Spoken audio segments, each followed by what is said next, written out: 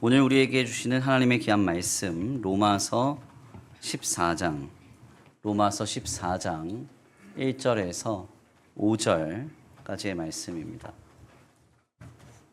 로마서 14장 1절에서 5절까지의 말씀 다 찾으신 줄 알고 다 같이 한 목소리로 봉독합니다. 시작. 믿음이 연약한 자를 너희가 받되 그의 의견을 비판하지 말라. 어떤 사람은 모든 것을 먹을 만한 믿음이 있고 믿음이 연약한 자는 채소만 먹느니라. 먹는 자는 먹지 않는 자를 업신여기지 말고 먹지 않는 자는 먹는 자를 비판하지 말라. 이는 하나님이 그를 받으셨음이라. 남의 하인을 비판하는 너는 누구냐? 그가 서 있는 것이나 넘어지는 것이 자기 주인에게 있음에 그가 세움을 받으리니 이는 그를 세우시는 권능이 주께 있음이라. 어떤 사람은 이 날을 전날보다 낮게 여기고 어떤 사람은 모든 날을 같게 여기나니 각각 자기 마음으로 확정할지니라. 아멘. 할렐루야. 아멘. 할렐루야. 아멘. 오늘도 하나님이 예비하신 은혜가 있는 줄 믿습니다. 귀한 시간 은혜 받고 변화받아 말씀 가운데 새롭게 되는 복된 시간 되시길 간절히 축원합니다. 우리 다 같이 믿음으로 선포하겠습니다. 다 잘 되고 있습니다. 하나님께서 하십니다. 시작. 다 잘 되고 있습니다. 하나님께서 하십니다. 아멘. 다시 한번 믿음으로 선포합니다. 우리는 완전하지 않습니다. 주님이 우리를 세우십니다. 시작. 우리는 완전하지 않습니다. 주님이 우리를 세우십니다. 아멘.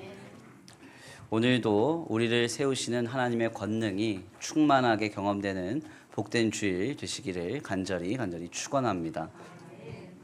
오늘은 귀한 시간 귀한 말씀을 통하여서 그를 세우시는 능력이 주께 있음이라, 그를 세우시는 능력이 주께 있음이라 라는 제목으로 하나님의 귀한 말씀 함께 나누고자 합니다.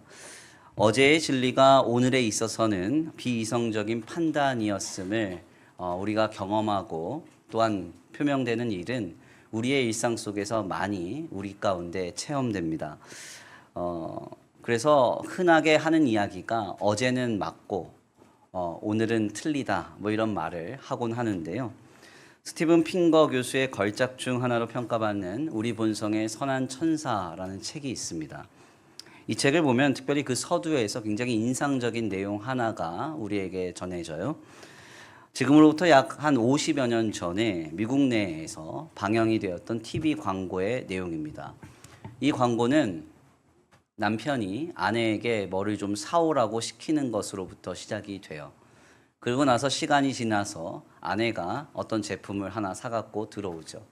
그랬더니 남편이 그 자리에서 아내를 구타하기 시작합니다. 그러면서 갑자기 느닷없이 이런 문구가 전해져요.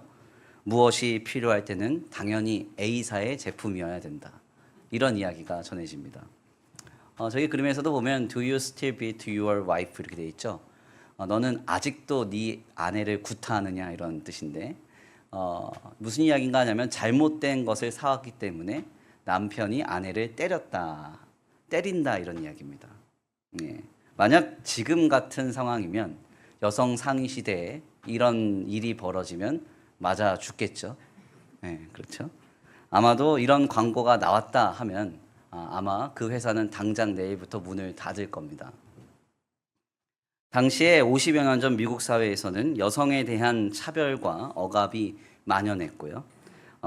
그래서 이런 정서 속에서 저런 매체의 보도가 당연하게 회자되곤 했던 겁니다. 가만 생각해보면 참으로 황당한 일이죠. 수십 년 전에는 그토록 알맞고 합당하다 여겼던 일이 왜 지금 오늘 우리의 기준에 있어서는 전혀 받아들일 수 없는 일이 되었던 것일까요? 여기서 더 나아가 좀 한번 생각해 보면 우리가 가진 기준과 어떤 우리가 가진 사상들은 절대적인 진리라고 고수할 것이 있을까요? 사실상 이에 대한 해답은 매우 자명하죠. 결코 그럴 수 없다는 것입니다. 성경과 예수 그리스도의 복음 외에는 진리가 없습니다. 하물며 성경을 강해하는 설교도 완벽하고 완전하다 할 수 없습니다.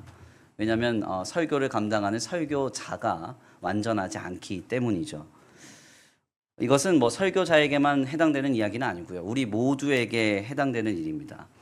우리는 본성적 죄인이죠. 본성적 죄인이라는 것은 우리 안에 죄가 있다는 것임과 동시에 완전한 선에 대한 결핍된 존재, 즉 우리는 완전하지 않은 존재임을 우리가 알아야 한다는 이야기이기도 합니다. 그래서 성도인 우리에게는 하나님이 늘 필요하고요. 우리가 가진 생각이나 우리가 가진 감정이나 우리가 가진 기준은 절대적인 것이 될 수 없다는 사실을 늘 기억하며 살아가야 합니다. 문제는 우리의 주변에 자신이 가진 기준을 절대적으로 고수하는 사람들이 많다는 거예요.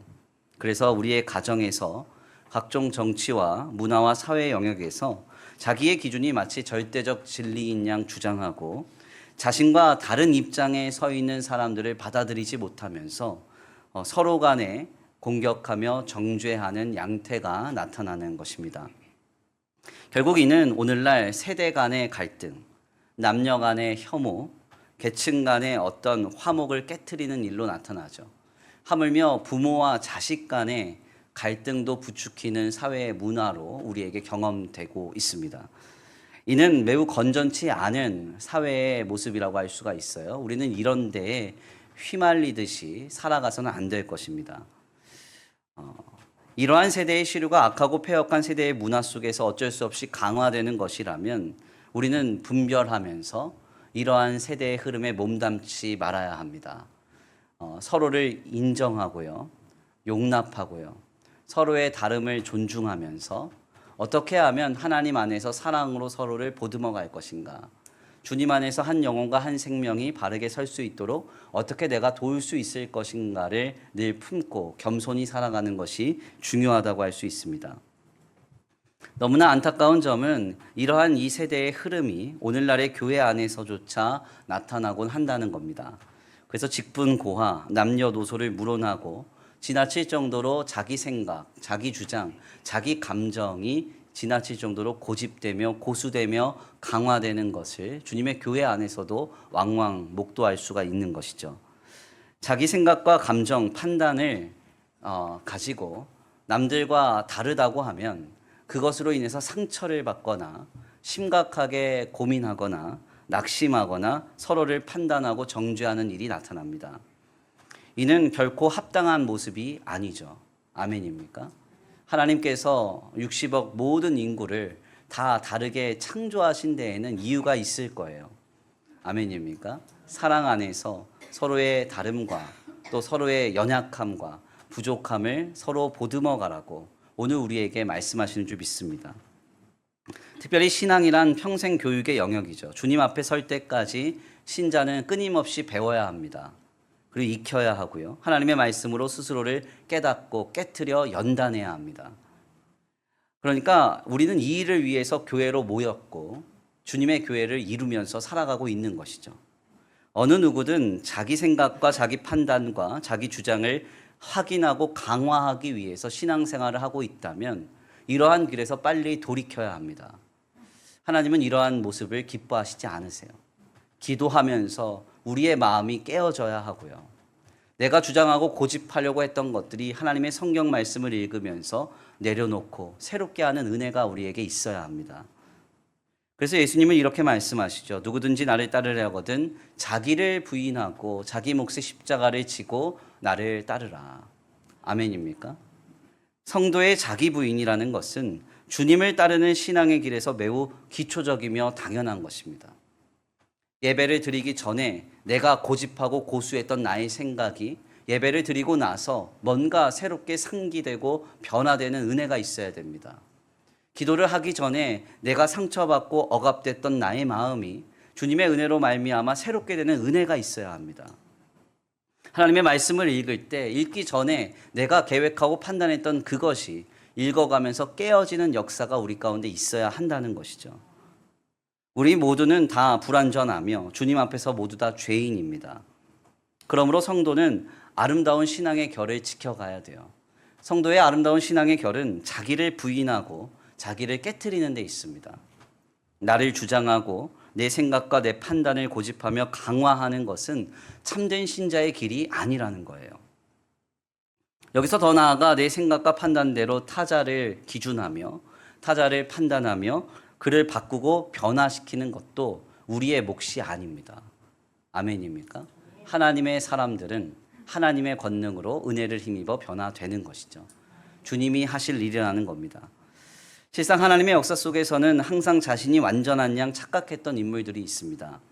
항상 주님은 그러한 인물들에게 다가가셔서 그들의 본질은 결코 완전할 수 없음을 깨닫게 하시죠. 결핍되며 미력한 존재임을 깨닫게 하십니다. 성경에 많은 인물들이 있지만 그 중에 한 인물을 꼽자면 사사 입다를 꼽을 수 있습니다. 사사 입다는 어떤 사람입니까? 나라와 민족의 위기 가운데 하나님의 영으로 사사로 세움받아 들어 쓰임을 받았던 인물입니다. 그런데 그런 그가 사사로 세워지자마자 하나님 앞에 결단을 합니다. 어떤 결단을 하죠?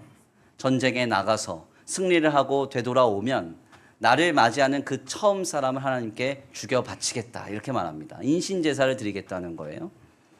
문제는 하나님께서 이 일을 전혀 시키신 적도 없고 주님의 영으로 이 일을 감동시키시지도 않았다는 겁니다. 오히려 주님의 말씀인 레위기서에서는 하나님께 올려드리는 제사에 있어서 사람을 바치는 인신제사가 합당하지 않음을 여러 번 말씀하시죠. 그럼에도 불구하고 입다는 이 서원을 고집합니다. 그러다가 전쟁에서 승리하고 돌아와 집에 가보니까 누가 처음 맞으러 나와요? 무남 동료 외딸이 자기를 맞으러 나옵니다. 주님은 이 일을 통해서 무엇을 말씀하고 싶으셨을까요? 입다야, 너 빨리 딸 죽여 나한테 바쳐라. 주님이 이렇게 말씀하시려고 이런 사건을 그에게 경험시키셨을까요? 그렇지 않습니다. 사사가 되었을 때 마치 완전한 양, 자기가 완벽한 양 착각하고 있는 사사에게 뭐라고 말씀하세요? 입다의 생각과 판단과 결정은 너무나 미력하고 결핍된 것이었음을 깨닫게 하시는 것이죠. 그러므로 입다가 여기까지 깨달았다고 하면 하나님 앞에 엎드렸어야 됩니다. 주님, 내가 잘못했습니다. 내가 헛된 판단했습니다. 내 생각이 글렀습니다. 나를 용서하여 주시고 나를 새롭게 하여 주옵소서 하면 모든 것이 해결될 문제였습니다. 그런데 입다는 그렇게 하지 않았어요. 어떻게 합니까? 결국 그 무남 동료 외딸을 죽여 제사로 하나님께 바치죠. 성경을 들여다보면 하나님이 그 제사 받으셨다는 기록이 없습니다. 무슨 말인가? 입다는 끝까지 자신의 생각과 결정이 옳음을 믿고 밀어붙이는 인생 살았다는 거예요. 이 모습이 오늘 우리의 모습입니다. 수천 년 전 입다만의 모습이 아니라는 거죠. 우리도 어떠한 생각에 사로잡히면 그것이 우리 가운데 절대적인 진리로 고수됩니다. 어떠한 감정이 내게 찾아오면 그 감정이 절대적인 양 그렇게 붙들며 살아갑니다. 내 계획과 내 뜻, 그것이 마치 진리인 것처럼 그렇게 붙잡고 그것이 어그러질 때면 마치 세상이 다 망가진 것처럼 그렇게 여길 때가 얼마나 많은지 몰라요. 이것은 주님이 결코 원하시는 모습이 아닙니다. 주님은 겸손하게, 주님, 나는 부족합니다. 연약합니다. 주님이 필요합니다. 주님이 도와주셔야 합니다. 하면서 겸손하게 주님 붙잡으며 살아가기를 기대하고 계시는 거예요.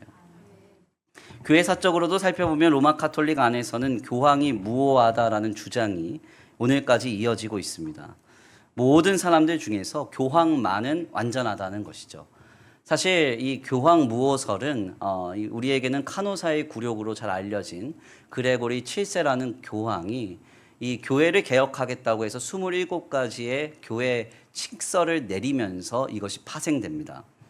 특별히 이 27개조의 교황 칙서를 들여다보면 성직 매매나 사제의 결혼 금지 등 로마 카톨릭 교회의 어떤 부정과 부패를 개혁하려는 듯한 문서로 보여지지만 그 내용을 자세하게 들여다보면 교황은 홀로 보편적이며 모든 권리를 가질 수 있고 오직 그만이 모두에게서 심판을 받지 않고 그의 결정에는 오류가 없으며 앞으로도 오류가 없다라는 그런 내용이 담겨져 있습니다. 여기에서부터 로마 카톨릭은 교황만은 완전하다 이렇게 주장하기 시작한 것이죠. 그러나 이것은 결코 사실이 아니죠. 교황은 한낱 인간일 뿐이고 사제도 인간일 뿐이고 추기경도 인간일 뿐이고요. 아멘입니까? 여기 서 있는 목회자도 인간일 뿐이고 어떤 신학 교사나 어떤 위대한 업적을 이룬 사람들도 하나님 안에서 다 한낱 부족한 연약한 성도입니다. 주님이 필요한 존재라는 것이죠. 실상 교황의 결정이 무효하지 않다는 것은 로마 카톨릭 내에서도 여러 번 인정된 바 있습니다. 1998년 3월 17일자 뉴욕 타임즈는 교황이 카시디 추기경에 보낸 표지 서한을 공개하면서 교황의 결정이 과오와 비신앙적 행위가 있었음을 인정하는 내용을 밝혔습니다. 이것이 이미 보도가 됐어요. 뿐만 아니라 바티칸의 공보관이었던 아나톨리는 교황이 용서를 구할 때라는 저서를 통해서 1980년부터 1996년까지 요한 바오로 2세가 무려 94회에 걸쳐서 교황을 필두로 한 로마 카톨릭의 결정이 잘못되고 뭔가 문제가 있었음을 시인했습니다. 그러니까 이미 역사적으로도 로마 카톨릭 내에서도 교황이라도 완벽할 수 없다는 사실을 시인했다는 것이죠. 인정했다는 거예요. 그럼에도 불구하고 아직도 로마 카톨릭 내에서는 교황만은 완벽하다 이렇게 말합니다. 이는 오늘 우리의 교회 안에서도 나타나곤 하죠. 네, 우리 성도들이 결정하는 건 좀 부족하고, 네, 그리고 뭐 장로님들이 하는 것도 조금 연약할 수 있지만 목사님의 결정은 완전하다. 뭐 이런 이야기들 가끔 나타나잖아요. 그래서 이제 혹 교회를 이제 비난하는 분들은 한국 교회에는 작은 교황들이 너무 많다. 네. 사실은 그렇지 않다는 거죠. 여기 서 있는 저도 완전할 수 없습니다. 사사도 완전하지 않습니다. 교황도 완전하지 않아요. 종교개혁자들도 완전하지 않습니다. 누구만이 완전한가? 우리 하나님만이 완전하시고요. 그리고 주님의 복음과 주님의 말씀이 성경만이 완전합니다. 그러므로 우리는 신자의 아름다운 결을 지켜가야 합니다. 여기 서 있는 저를 포함해서 우리 모두는 내가 완전하지 않기 때문에 내 것이 진리가 될 수 없다는 전제를 가지고 말하고 행하고 생각하며 판단해야 됩니다. 내 주장, 내 판단, 내 생각이 절대적일 수 없다는 것이죠. 우리가 이것을 절대적이라고 착각하기 시작할 때 오해가 생기고 황당한 일에 휘말립니다. 제가 언젠가 새벽 강단을 통해서 한번 말씀드린 이야기예요. 저는 새벽 기도회를 마치면 항상 운동을 갑니다. 그래서 헬스장에 가서 운동을 하는데 러닝머신을 막 하고 있었습니다. 러닝머신을 하고 있는데 저기 멀리 보니까 우리 교회 성도 중에 오경애 권사님이 저기서 운동을 하고 계신 거예요. 안경을 쓰시진 않았는데 확실히 앞에서 보나 옆에서 보나 뒤에서 보나 확실히 오경애 권사님이었습니다. 그래서 제가 인사를 하려고 갸우뚱했는데 저를 쓱 보시더니 아는 척도 안 하는 거예요. 그러니까 2부 때 어떤 분은 이 얘기 듣더니 쌩 까셨네 이러더라고요. 근데 아무튼 뭐 그런 일이 있었습니다. 그래서 제가 왜 인사를 안 하시지? 오경영 원사님이 삐지신 일이 있었나? 뭔 일이 있었나? 이런 생각 갑자기 찾아왔습니다. 근데 제가 여기서 굴할 제가 아니에요. 어떻게 했냐면 옆에 가가지고 같이 런닝머신을 뛰면서 고개를 내밀어 그분과 눈을 맞추셨습니다. 봤더니 아니에요. 아니에요. 정말 닮으시긴 했는데 아니더라고요. 아니에요. 얼마나 민망한지 그분이 나를 왜 보세요? 이렇게 저를 보더라고요. 그래서 제가 뭐 이렇게 죄송하다고 하고 다시 이제 딴 데 가서 뛰었는데, 그래서 같이 운동하는 우리 서전도사님한테 제가 물어봤거든요. 저분 진짜 오경영 원사님 닮지 않았냐 했더니 진짜 닮았대요. 그래서 제가 나중에 따로 가서 개인적으로 물어봤어요. 혹시 이 주변에 언니 사냐고. 언니 안 산대요. 멀리 산대요. 근데 아무튼 가만 한번 좀 생각을 해볼게요. 어떤 생각이냐면 제가 아주 내성적인 인간이라 트리플 A형 제곱 트리플 A형이라 제게 인사도 안 하고 그냥 지나치시는 오경애 권사님 닮은 분을 보고 저 권사님이 나에게 인사를 안 하시네 이러면서 난 이제 살 이유가 없다. 상처를 받고 막 저분이 왜 저러시나 하면서 끙끙대고 알았다면 그때부터는 문제가 좀 심각해지는 거예요. 그렇죠? 네. 다행히 제가 트리플 A형까지는 아니고 더블 A 정도 돼가지고 가서 확인을 했기 때문에 이런 오해가 없는 거죠. 내게 찾아온 것이, 내가 고수하는 것이, 내게 주장되는 것이 절대적이라고 밀어붙이기 시작할 때 때때로 이런 황당한 일에 휘말리게 됩니다. 결국 참된 성도의 아름다운 신앙의 결은 자기를 주장하고 자기를 강화하는 데 있지 않아요. 오히려 항상 자기 자신을 부인하고 깨트려야 됩니다. 하나님의 말씀과 기도로 거룩하게 자신을 연단하고 새롭게 하는 것이 우리가 걸어가야 하는 믿음의 길이라는 것이죠. 여기서 더 나아가 우리는 우리가 가진 기준으로 우리의 주장과 판단으로 타자를 판단하거나 바꾸고 변화시키려고 해서는 안 됩니다. 이건 우리의 소관이 아니에요. 하나님의 사람은 하나님의 능력으로 주님이 변화시키십니다. 오늘 본문의 말씀은 바로 이러한 관점에서 우리에게 큰 깨달음을 줍니다. 바울은 로마서 14장에 이르러서 이제는 우리의 주변에 믿음이 연약한 자들에 대한 정죄와 비난을 삼가할 것을 우리에게 전합니다. 특별히 여기서 문제가 되는 신앙의 두 가지 문제는 음식과 절기에 관한 것이었는데요. 2절과 5절 말씀입니다. 우리 함께 다 같이 봉독합니다. 2절과 5절입니다. 시작. 어떤 사람은 모든 것을 먹을 만한 믿음이 있고 믿음이 연약한 자는 채소만 먹느니라. 어떤 사람은 이날을 전날보다 낮게 여기고 어떤 사람은 모든 날을 같게 여기나니 각각 자기 마음으로 확정할지니라. 아멘. 로마 교회 안에 성도들 간에 서로의 기준으로 비난하고 비판하는 일이 나타나게 됩니다. 그래서 교회가 좀 어지러워진 것 같아요. 특별히 이 문제에 있어서는 크게 두 가지의 기준이 있었는데 첫 번째는 음식의 문제였습니다. 여기서 이 음식의 문제는 학자들 간의 이견이 좀 있는데요. 어떤 학자는 구약의 율법에 따라 먹을 수 있는 것과 먹을 수 없는 것, 그것을 두고 율법적 규례를 따라서 너는 왜 이것을 먹느냐, 왜 이것을 먹지 못하느냐를 두고 서로 다투었다라는 그런 설이 있고요.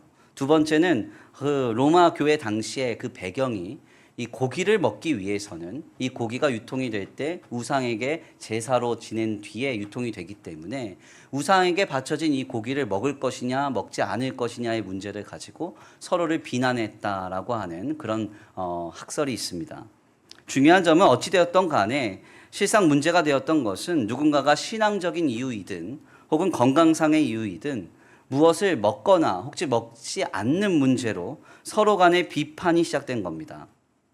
그래서 우리말 비판으로 번역된 헬라어 디아크리세이스는 1절과 3절, 4절에 걸쳐서 무려 3번이나 반복되어서 이것이 합당치 않음을 바울은 말하는데요. 1절과 3절 그리고 4절입니다. 우리 함께 다 같이 봉독합니다. 시작. 믿음이 연약한 자를 너희가 받되 그의 의견을 비판하지 말라. 먹는 자는 먹지 않는 자를 업신 여기지 말고 먹지 않는 자는 먹는 자를 비판하지 말라. 이는 하나님이 그를 받으셨음이라.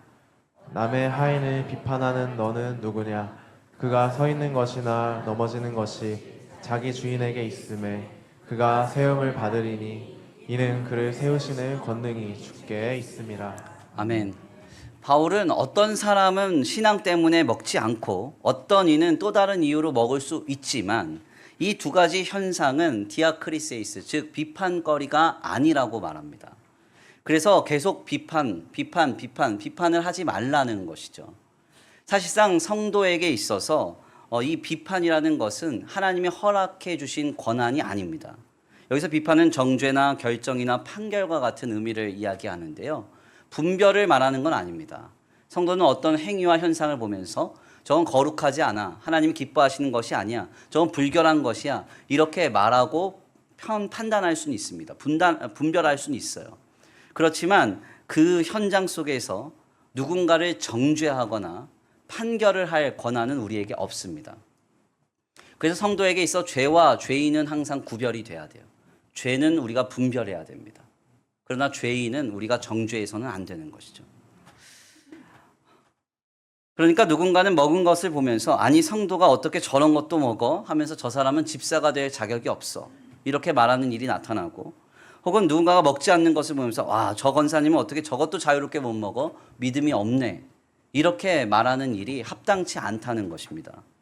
문제는 이러한 양태가 이 바울의 시대나 중세의 시대나 오늘 우리의 시대나 앞으로의 모든 교회의 시대 속에서 항상 우리에게 나타난다는 거예요. 이것은 하나님 안에서 허락된 것이 아님에도 불구하고 성도 공동체를 항상 어지럽게 합니다. 우리는 항상 기억해야 돼요. 비판하는 것은 우리의 몫이 아니라는 것이죠. 이러한 바울 당시의 비판의 흐름은 음식에만 국한되지 않았습니다. 날, 그러니까 절기의 문제까지 확장되는데요. 5절 말씀입니다. 함께 봉독합니다. 5절 말씀 시작. 어떤 사람은 이날을 전날보다 낮게 여기고 어떤 사람은 모든 날을 같게 여기나니 각각 자기 마음으로 확정할지니라. 아멘. 5절 말씀에 따르면 예수를 그리스도로 믿어 하나님의 거룩한 교회가 새로운 언약으로 세워진 뒤에 유대 율법주의자들이 나타나서 이 절기의 문제를 언급하며 교회를 시끄럽게 합니다. 왜 그런 거 하냐면 유대 절기로 볼 때 안식일은 언제예요? 금요일 해질 때부터 시작해서 토요일 해질 때까지. 그러니까 쉽게 말하면 토요일입니다. 그런데 오늘 우리 새로운 언약 안에서 세워진 초대 교회가 하나님께 예배하는 날인 주일은 언제입니까? 오늘 우리의 달력으로 하면 일요일이 주일입니다. 그러니까 이 두 절기가 다름으로 인해서 뭐가 더 중요하냐, 어떤 걸 세워가야 되냐, 너는 왜 안식이 제대로 안 지키냐 하면서 서로를 비난하거나 서로를 견주어 보는 일이 나타나기 시작한 겁니다. 뿐만 아니라 유대 율법주의 안에서 수많은 구약의 절기들, 유월절이나 무교절이나 맥주절이나 칠칠절이나 대속죄일 이런 것들을 왜 지키지 않는가 하는 것에 대해서 서로 간에 비판하는 일이 나타나기 시작한 겁니다. 실상 이는 오늘날 우리 한국교회 안에서도 나타나는 현상이기도 하죠. 그 대표적인 예가 우리 교회는 지키지 않고 있는 맥주감사주일입니다. 보통의 한국교회는 상반기 감사주일을 맥주감사주일로 지냅니다. 그리고 하반기 감사주일을 추수감사주일로 지내죠. 특별히 맥주감사주일 같은 경우에는 구약의 말씀에 기초를 해서 이렇게 지낸다고 많이 주장합니다. 그래서 어떤 분들은 제게 와서 왜 우리 교회는 맥주감사주일을 지내지 않느냐고 말하는데요. 우리 교회는 한 해를 마무리하면서 감사라는 정신을 가지고 11월 말쯤 해서 우리가 추수감사주일을 지냅니다. 한 해를 허락하신 주님 앞에 감사를 진정으로 토하는 감사의 정신을 담은 주일을 지내는 것이죠. 그렇지만 맥주감사주일은 지내지 않습니다. 왜냐하면 구약의 성경의 가르침을 따라서 맥주감사주일을 지내야 한다고 하면 유대교의 수많은 절기를 우리가 다 지켜야 하기 때문에 그렇죠. 맥주절보다 더 중요한 유월절이 있고요. 그렇죠? 초막절도 지내야 하고요. 그럼 우리 다 같이 밖에 나가가지고 교회 주차장에 초막 치고 죄송합니다. 이런 건 좀 이상하죠. 하나님 안에서 주님이 허락해 놓으신 우리의 신앙의 정서 아래서 우리는 신앙의 고백으로 감사의 마음을 집중해서 하반기 말인 11월 달 즈음에 추수감사주일로 지내고 마는 겁니다. 이는 몇몇 교회들이 매우 강조하며 지내는 교회력 절기에도 나타나죠. 혹자들은 교회력 절기가 마치 절대적인 효력이 있는 것인 양 말하는데요. 이는 절대 사실이 아닙니다. 교회력 절기는 공교회의 협의를 통해서 한 해를 예수 그리스도의 공생애에 맞추어서 설계한 겁니다. 그래서 오늘 우리가 드리는 이 주일은 성령 강림절 넷째 주일로 담임 목회자가 녹색 스토리를 메고 예배를 집례하는 것으로 교회력 절기는 그렇게 말합니다. 그러나 우리는 이러한 절기를 따르지 않아요. 왜 그렇습니까? 우리는 특정한 날에 예수님의 공생애의 특정한 사건을 메워두지 않습니다. 매일매일 모든 주일이 예수 그리스도께서 나를 위하여 모든 것 내어주신 공생의 전부를 담고 있다고 여깁니다. 아멘입니까? 그래서 우리는 교회력 절기에 주님의 공생애를 가두지 않고 모든 삶 속에서 예수님의 삶 전부를 품고 가는 그런 신앙의 방향 안에서 교회력 절기를 따르지 않는 거예요. 여하튼 예나 지금이나 음식 혹은 특정한 절기 뿐만 아니라 수많은 신앙의 기준과 요소로 서로를 견주어 보고 신앙의 지침을 가지고 서로를 비판하는 일은 예나 지금이나 계속 우리 가운데 나타나고 경험됩니다. 바울은 이것이 결코 합당하지 않다고 말합니다. 그러면서 그가 강조하는 것이 무엇입니까? 오늘 본문 말씀 4절이에요. 우리 함께 다 같이 봉독합니다. 4절입니다. 시작. 남의 하인을 비판하는 너는 누구냐? 그가 서 있는 것이나 넘어지는 것이 자기 주인에게 있음에 그가 세움을 받으리니 이는 그를 세우시는 권능이 주께 있습니다. 아멘. 바울은 매우 강조하여서 말하죠. 뭐라고 말해요? 비판하지 말라. 음식의 문제이든 절기의 문제이든 그것으로 남을 판단하거나 평가하거나 정죄하지 마라. 그것으로 남을 평가하지 않아야 되는 것은 두 가지 때문이라는 거예요. 첫 번째, 그는 주님의 것이다. 그는 주님의 것이다. 두 번째 뭐예요? 동시에 그를 세우시는 권능은 주님께 있다는 거예요. 그가 넘어지든 쓰러지든 그를 세우시는 권능은 내게 있는 게 아니라 우리가 가진 게 아니라 주님께 있다는 것입니다. 우리는 이 말씀을 주목해야 합니다. 어느 성서신학자는 구약의 율법에 관해서 설명하면서 율법에 관한 가장 심각한 오해 중 하나는 율법의 적용점이다 이렇게 말했어요. 즉 율법이라는 것은 하나님의 어떤 신앙의 기준을 주신 것은 내가 거룩하라고 내가 진실하라고, 내가 신실하라고 내게 주신 것입니다. 남에게 비춰보라고 준 게 아니라는 거예요. 그런데 우리는 거꾸로 나에게 비추기는 꺼려하고 남에게 비추기는 즐겨하는 것이죠. 우리는 결코 이러한 룰을 범해서는 안 됩니다. 예수님 당시에 유대 율법주의자들의 모습처럼, 사도 바울 당시에 유대인들의 모습처럼 우리가 그런 모습 가지면 안 된다는 거예요. 성도는 자신에게는 한없이 엄격해야 되고 남에게는 한없이 관대해야 합니다. 아멘입니까? 왜 그래요?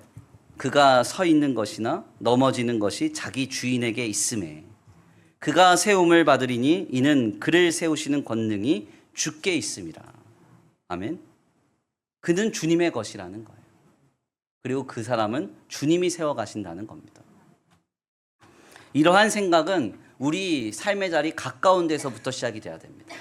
집에 돌아가셔서 배우자를 보면서 당신 왜 이것도 못해? 저것도 못해? 왜 이렇게 결핍됐어? 내 기준에 합당하지 않아. 하시지 말고. 아멘? 네. 어떻게 해야 돼요? 그는 주님의 것이니 그를 세우시는 권능이 주께 있습니다. 하나님이 세워가실 것이라는 믿음을 가지고 사랑으로 기도하면서 기대하면서 그를 바라봐야 돼요. 아멘입니까? 우리의 자녀도 마찬가지죠. 그는 주님의 것이니 주님의 권능으로 하나님께서 친히 세우시리라. 이런 시각으로 그를 바라보면 하나님께서 역사하시는 은혜가 임하는 거예요. 혹자의 표현을 좀 빌리자면 교회 안에는 두 종류의 사람이 있다고 말합니다. 하나는 토커이고요. 또 다른 하나는 워커입니다. 토커는 말이 많습니다. 왜냐하면 이 사람은 말하는 게 사명이에요. 그래서 말을 합니다. 그런데 워커는 말이 없습니다. 이 사람은 일하는 게 사명이라 말할 힘으로 일합니다. 토커가 말이 많은 이유는 비평하고 판단하기 때문입니다. 하지만 워커, 현장에 가서 일을 해보면 말할 수가 없습니다. 왜냐하면 이것은 말할 문제가 아니구나 일하면서 깨닫기 때문입니다. 그래서 축구 경기를 보면 해설자들은 끊임없이 말합니다. 그런데 그라운드에서 이리 뛰고 저리 뛰는 선수들은 경기하기 바쁩니다. 말을 많이 하지 않아요. 예. 말할 힘도 아껴서 뛰는 것이 훨씬 더 유익하기 때문이죠. 안타깝게도 대중의 평가는 토커에게 집중됩니다. 예. 그래서 그 말하는 것으로 사람들이 평가를 받죠. 워커는 늘 비난과 비판을 집중포화 당하기 일쑤예요. 저도 어린 시절에 이제 축구 경기를 보고 있었습니다. 저희 형은 축구를 잘합니다. 저는 축구를 너무 못합니다. 공하고 별로 안 친합니다. 예, 그런데 제가 이제 축구를 보면서 왜 저것도 못 넣어, 왜 저것도 못해 이러고 있으니까 저희 형이 저를 물끄러미 보더니 너는 더 못하잖아. 예, 그러더라고요. 사실 이제 우리가 뛰어보면 이게 아니구나. 일해보면 이게 아니구나 깨닫습니다.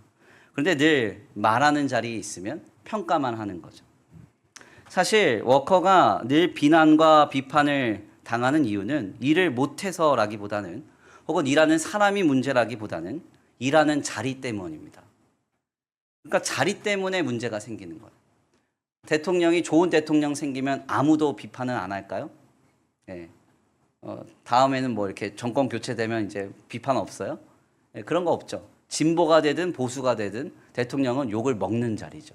왜? 일하는 자리니까. 네. 담임 목사도 욕을 먹는 자리죠. 일하고 있으니까. 그러니까 일 안 하고 저 숨어 있으면 욕 안 먹겠죠. 네. 구역이든 기관장이든 다 마찬가지예요. 사실 그래서 교회는 토커는 필요가 없어요. 워커만 필요해요.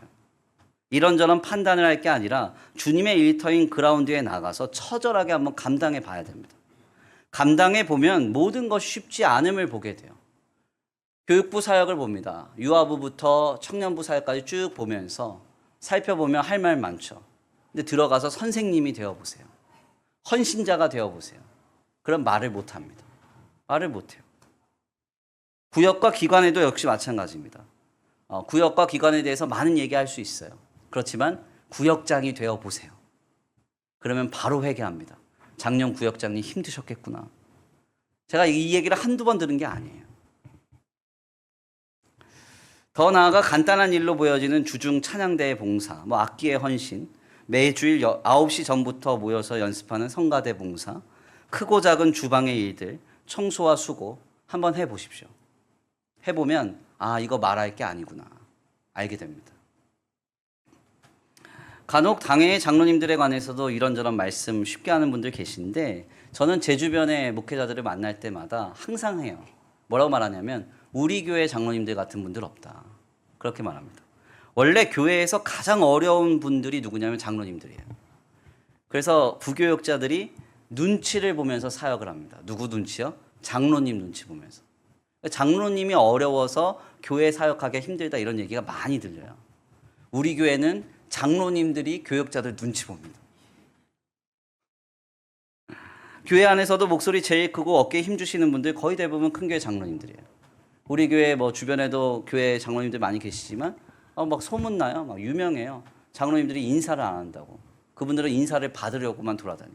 인사를 안. 우리 교회는 그런 분들 한 분도 없어요. 네. 왜 아멘 안 해요 이럴 때. 이번 주간에도요. 우리 교회 장로님 한 분은 장마철 우기에 비가 셀까 봐 실리콘 한 10통 정도를 써가면서 사다리 타서 여기 옆에 다 실리콘 메꾸고 가셨어요. 어떤 장로님은 매일 새벽 기도의 자리를 빠지지 않고 지키시는 분 계세요. 어떤 장로님은 할 수 있을 때마다 교회 주변과 교회 주차장 쓸고 청소하세요. 어떤 장로님은 깨진 타일을 눈여겨보고 계시다가 몰래 와서 메꾸고 가셔요. 이게 어디 뭐 장로님들에게만 해당되는 이야기냐? 그렇지 않습니다. 교회가 그냥저냥 흘러가는 것 같지만 그렇지 않아요. 보이지 않는 수많은 헌신자들이 비가 오고 바람 부고 교회에 크고 작은 일들이 있을 때 교회에 오셔서 그 헌신의 손길이 모여서 지금 주님의 교회가 여기까지 온 거예요. 그러나 이 일에 있어서도 토커, 그러니까 말하는 자가 된다면 얼마든지 말할 수 있습니다. 이렇게 하면 조금 더 나을 텐데, 저렇게 하면 조금 더 아낄 텐데 얼마든지 말할 수 있어요. 그러나 워커는 말하지 않아요. 왜냐하면 일을 해보면 말할 수 없는 문제임을 깨닫기 때문이에요. 물론 이 말은 어떤 일이 벌어져도 말하지 말고 분별하지 말라 이런 말씀 아닙니다. 말할 수 있어요. 말할 수 있어요. 분별해야 돼요. 그렇지만 우리가 누군가의 연약함과 부족함, 결핍됨을 볼 때 바울의 시각을 가지고 봐야 된다는 거예요. 주님이 세워가실 것이라는 소망과 기대를 통해서 상대를 봐야 돼요. 답답하게 여기고 비난할 게 아니라 하나님이 그 하나님의 사람을 주님의 권능으로 세워갈 것이다. 아멘입니까? 이런 시각으로 서로를 바라볼 수 있어야 돼요. 다시 한번 4절을 봉독합니다. 함께 봉독합니다. 시작. 너는 누구냐? 그가 서 있는 것이나 넘어지는 것이 자기 주인에게 있음에 그가 세움을 받으리니 이는 그를 세우시는 권능이 주께 있음이라. 아멘. 그는 주님의 것이니 그를 세우시는 권능이 주께 있다. 아멘. 우리가 이 믿음을 가지고 서로를 바라보십시오. 우리의 가정과 직장과 생업과 주님의 교회에서 서로를 그렇게 보듬어 갈 수 있게 되길 간절히 축원합니다. 한 1년여 전의 일입니다. 제가 작은교회 살리기 연합에서 작은교회 목사님들을 위한 세미나가 열렸다고 강좌 하나를 좀 맡아달라는 요청이 왔어요. 제가 장로님들께 이 사안을 알리고 허락받고 강의를 좀 다녀왔습니다. 물론 이제 강의료를 받으려고 간 건 아니에요. 오히려 갈 때 우리 장로님들과 재정부의 허락을 맡아서 돈을 들고 갔습니다. 강의하고 이렇게 어려운 분들 도우라고 돈 드리고 왔어요. 아무튼 그런데 그곳에서 열심히 강의를 감당한 뒤에 이제 질의와 어떤 문의 시간이 있었습니다. Q&A 시간이 있었어요. 그런데 그 현장에서 열심히 강의를 들었던 한 목사님이 제게 질문을 하셨습니다. 이런 질문이었어요. 목사님, 저는 설교를 할 때마다 꼭 조는 성도가 있어서 속이 터집니다. 목사님께서 성도들을 존중하고 사랑하라고 했는데 예배 전후로는 말짱한데 설교만 시작하면 조니까 나를 무시하는 것 같고 너무 힘든데 어떻게 하면 좋겠습니까? 저한테 이렇게 묻는 거예요. 제가 이분의 연세를 가만 보니까 저희 아버지 연세 정도 되더라고요. 그러니까 저는 사실은 아직은 나이가 좀 연소한 터라 우리 성도들을 존중하는 마음도 좀 있고 그리고 안 들으시면 자기만 손해 이런 마음도 좀 있어요. 예, 그래서 좋으셔도 별로 시험에 안 듭니다. 예. 그런데 이게 아무래도 좀 연세가 들다 보면은 뭐 예배 전후로는 말짱한데 설교만 시작하면 졸면 그런 마음이 들 것 같아요. 사실 제가 꼭 알려드리고 싶은 우리 성도님들 팁은 뭐냐면 이 남성 성도님들이 50대가 넘어가면요. 50대 넘은 남자들은 이제 자존심으로 삽니다. 그러니까 자존심을 세워주셔야 돼요. 우리 아내들이. 와, 1, 2, 3부 다 아멘이 안 나왔어요. 그러니까 한번 자존심 살려주셔야 되거든요. 네, 이래도 아멘이 안 나오고. 아무튼 근데 제가 가만 보니까 이 어르신 목사님이 기분 나쁠 수도 있겠다. 자존심이 상할 수도 있겠다. 왜냐면 예배 전후로는 막 해하라고 밟다가 설교 시작하기만 하면 좋으니까.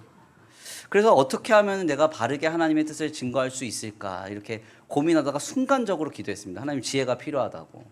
제가 그분보다 신앙의 연조가 더 깊은 것도 아니고 인생을 더 깊이 산 것도 아닌데 어떻게 답변할 수 있을까. 근데 갑자기 그때 저도 모르게 느닷없이 이렇게 말했습니다. 목사님, 매번 설교 때마다 조는 성도가 아니라 목사님 손자라고 생각해 보세요. 졸며 앉아 있는 것이 감사할 거고 앉아서 졸고 있는 것도 귀여우실 겁니다. 제가 이렇게 얘기했습니다. 사실 그렇잖아요. 손자 보신 분들은 너무너무 익숙하죠. 손자가 옆에 앉아 있는데 시끄럽게 하든 졸든 뭐가 상관이에요. 앉아 있는 게 귀하지. 앉아 있는 게 대견하지. 아멘. 제가 이 얘기하니까요 아무 말도 못하시고 목사님 다시 자리에 앉으셨어요. 가만 한번 생각해 보면요, 조는 성도가 내가 진정으로 사랑하는 내 사람이라고 여긴다면 졸고 앉아 있으면 안쓰럽죠. 얼마나 안쓰럽겠어요. 얼마나 피곤하냐, 얼마나 고단하냐, 그런 마음 들지 않겠어요? 그리고 졸면서도 여기까지 온 것에 얼마나 감사할 겁니까? 저는 이 이야기를 우리 성도들 모두에게 들려드리고 싶어요. 성도가 성도를 바라보는 관점은 와, 내가 저 인간 어떻게 하면 바꿔놓을까가 아니에요. 그를 손자로 바라보셔야 돼요. 손자, 손녀는요 그냥 존재 자체가 감사한 거예요. 함께함이 기쁨인 거예요. 왜 목을 못 가누냐, 예배 때 왜 예배 때 시끄럽게 소리를 내냐, 중요하지 않아요. 앉아 있는 게 감사한 거고 함께하는 게 감사한 거고 함께 있는 것 자체가 감사한 거예요. 우리가 서로를 그렇게 바라보아야 합니다. 우리 함께 서로를 바라보면서 인사하겠습니다. 어쩜 그리 귀합니까? 손자 같은 당신 보니 감사가 터져 나옵니다. 시작.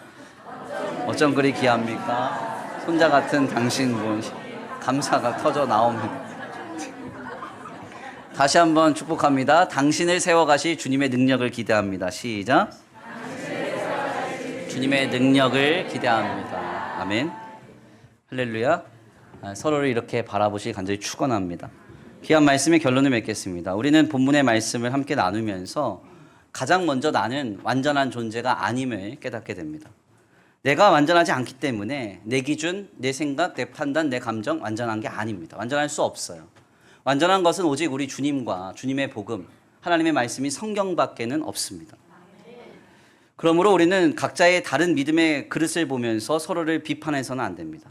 다만 우리를 하나님의 권능으로 세워가실 주님을 기대해야 돼요. 서로를 바라볼 때 하나님이 그를 세워가실 줄 믿고 소망 가운데 기도해주고 사랑으로 보듬어 가십시오. 물론 이 일은 쉽지 않습니다. 편한 마음으로 감당할 수 없어요. 그러나 어려운 마음이 들 때마다 서로를 손자처럼, 손녀처럼 바라보십시오. 다시 한번 인사하겠습니다. 아까 안 보신 분들하고 인사하세요. 어쩜 그리 귀합니까? 손자 같은 당신 보니 감사가 터져 나옵니다. 시작. 어쩜 그리 귀합니까? 손자 같은 당신 보니 감사가 터져 나옵니다. 아멘. 다시 한번 당신을 세워가실 주님의 능력을 기대합니다. 시작. 세워가실 주님의 능력을 기대합니다. 아멘. 4절 말씀 제가 읽고 말씀 마칩니다. 남의 하인을 비판하는 너는 누구냐? 그가 서 있는 것이나 넘어지는 것이 자기 주인에게 있음에 그가 세움을 받으리니 이는 그를 세우시는 권능이 주께 있음이라. 아멘. 그는 주님의 것이니 그를 세우는 권능이 주님께 있습니다. 이 말씀을 주목하시고 이 말씀을 마음에 새기시고 우리의 가정과 직장과 생업과 주님의 교회에서 서로를 아름답게 대할 수 있는 우리 모두가 되기를 간절히 축원합니다. 우리 다 같이 믿음으로 결단하시면서 찬양 가운데 나아갑니다. 찬양의 가사를 생각하시면서 고백해 보겠습니다.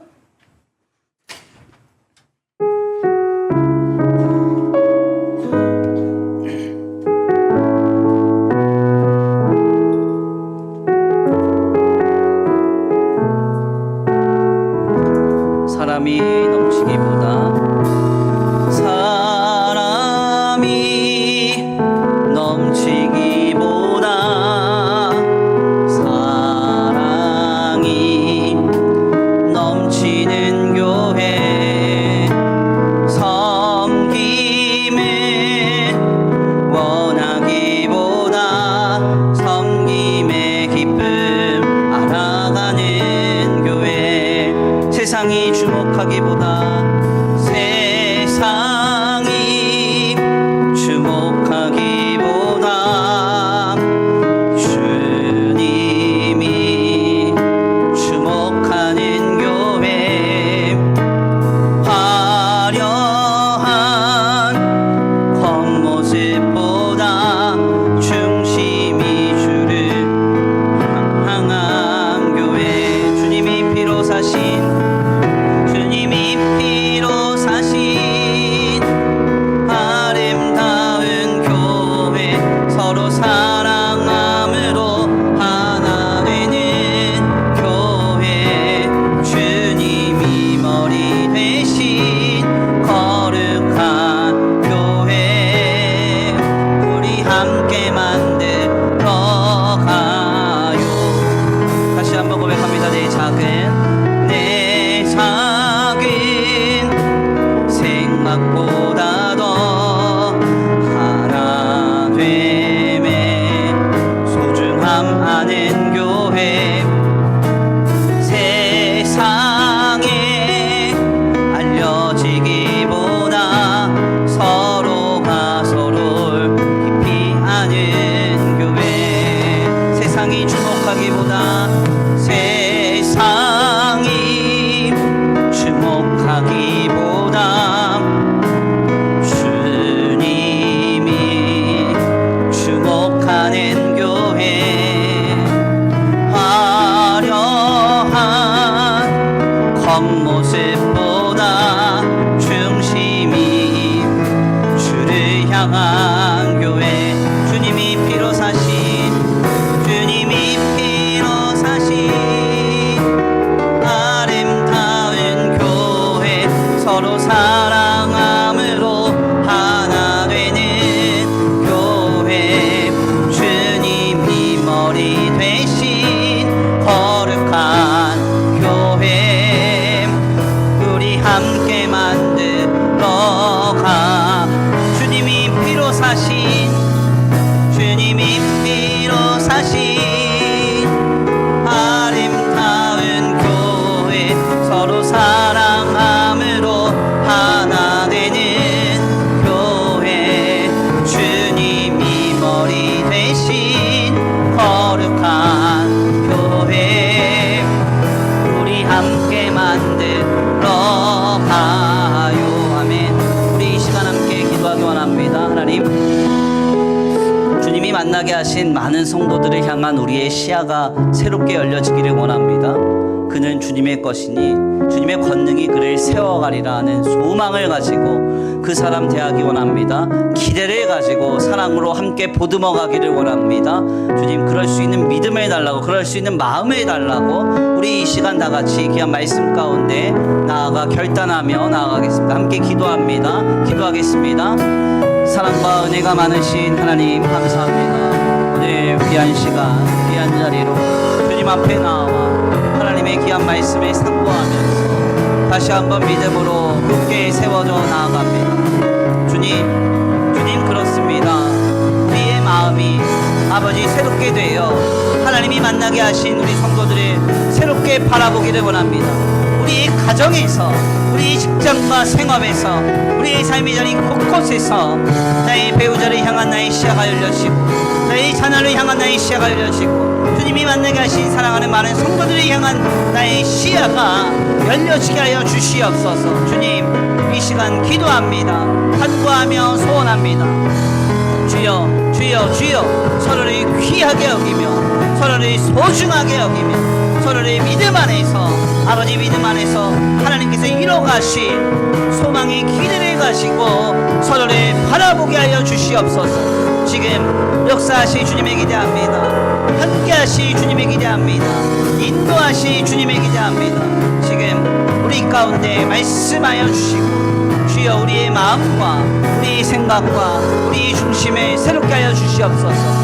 상대를 율법적인 기준으로 신앙의 여러 잣대로 평가하며 판단하며 비판할 것이 아니라 아버지 그를 이루어 가신 하나님의 권능을 기대하며 아버지 그를 새롭게 세워 가신 하나님의 능력을 소망하며 기대와 소망 가운데 아버지 사랑으로 서로를 바라보고 아버지 사랑으로 서로를 보듬어갈 수 있도록 주님 역사하여 주시옵소서.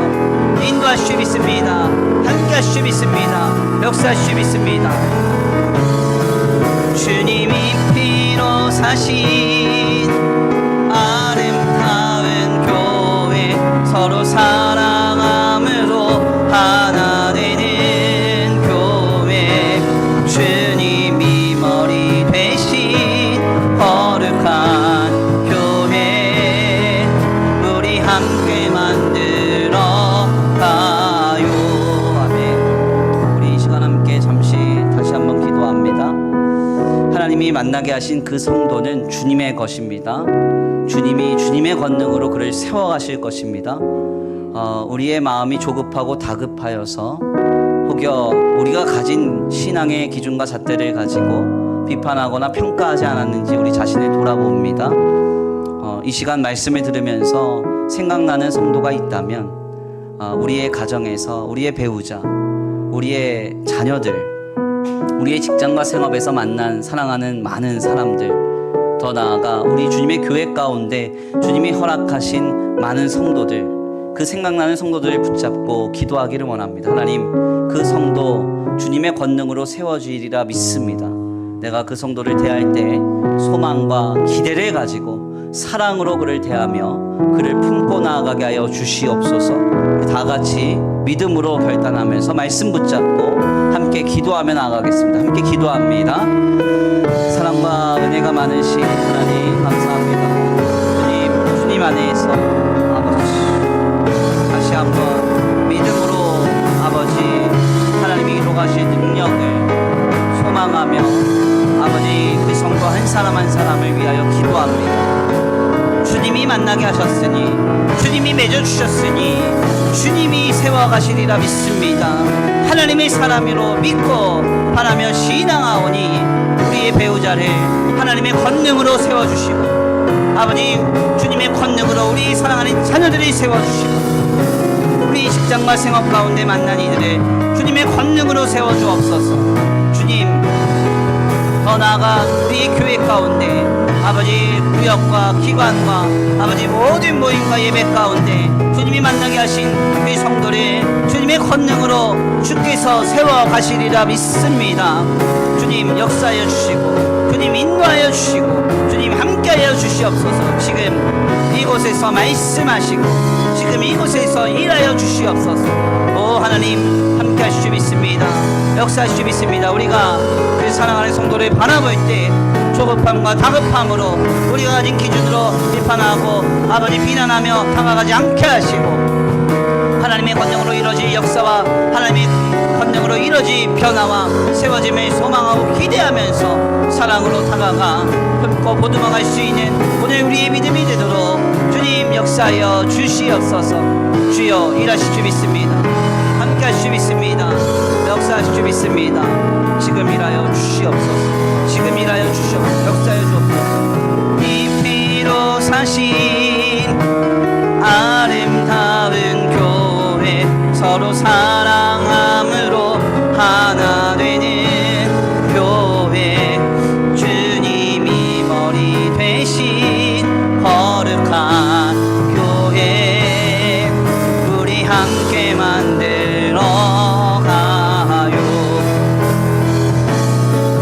주님이 피로 사신 아름다운 교회 서로 사랑함으로 하나 되는 교회 주님이 머리 대신 거룩한 교회 우리 함께 만들어 가요.